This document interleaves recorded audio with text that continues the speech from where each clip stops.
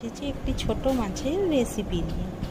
তো তোমরা দেখতেই পাচ্ছ, এটাকে বেলে মাছ বলে, কেউ পিটুলি বেলেও বলে, যে যেই নামে ডেকে থাকো।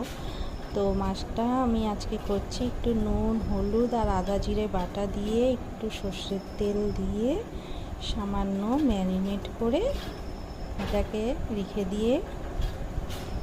দেবো। এরপর কড়াইতে সামান্য তেল দেব,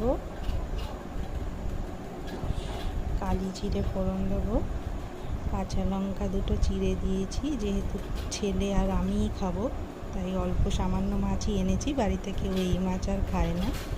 এই তেলটা গরম হয়ে গেলে এর মধ্যে মাছ আর মশলা মাখানো মাছটা দিয়ে ভালো করে নাড়াচাড়া করে নেবো। দেখতেই পাচ্ছ ভাজা ভাজা হয়ে এসেছে। এরপর এর মধ্যে এই বাটির মশলা মাখানো জলটা এর মধ্যে দিয়ে দেব, দিয়ে ফুটতে শুরু করেছে, ঢেকে দেবো। 5 মিনিট মতো রেখে ঢাকনা খুলে উপর দিয়ে সামান্য কাঁচা সর্ষের তেল ছড়িয়ে নিলে ব্যাস রেডি বেলে মাছের পাতুরি।